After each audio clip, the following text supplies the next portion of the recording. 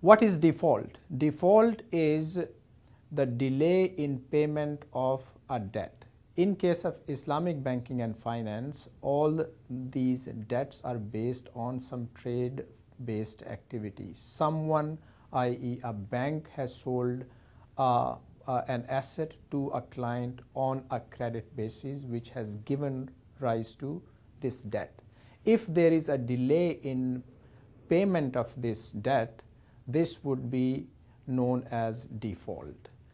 There is very clear injunction in the Quran on the treatment of default or delay in payment. The Quran says that the lender or the creditor should take a compassionate view whenever there is a delay.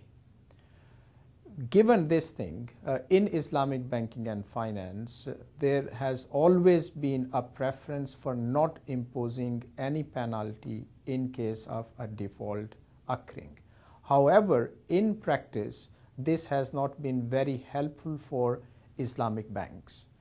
In the absence of a default penalty, the likelihood of defaulting, likelihood of paying an Islamic bank after other debt obligations faced by a client is very likely. In order to curb this kind of behavior, contemporary Sharia scholars have come up with a compromise solution which allows for imposition of default penalty, provided that this money is not benefiting the creditor or the party which has financed a debt-based transaction. The treatment of default penalty very much depends on the opinions held by the individual members of a Sharia board.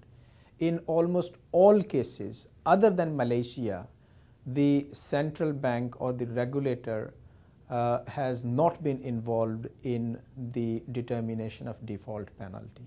The individual Sharia boards, they take a view.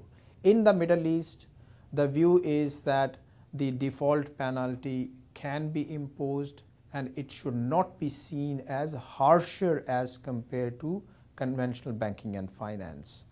So even in that case, the amount of default penalty is given away to an independent charity.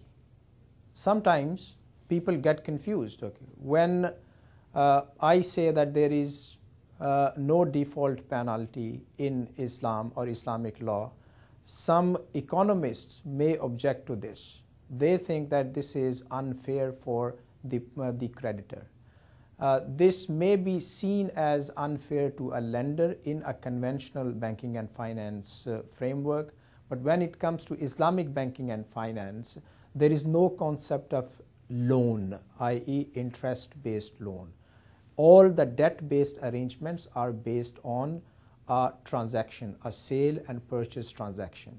In this context, if there is a default occurring, then this means that in this context, if a default occurs and a penalty is imposed, this means that the price agreed between the two parties must be changed. This is something which goes against the Islamic theory of contracts. At the time of entering into a sale and purchase agreement, both the buyer and the seller must agree unambiguously on a price, and that price doesn't change even when this is a credit sale. In case of a credit sale, if default occurs and a case is made for a default penalty, this effectively means change in the price, which Sharia doesn't allow.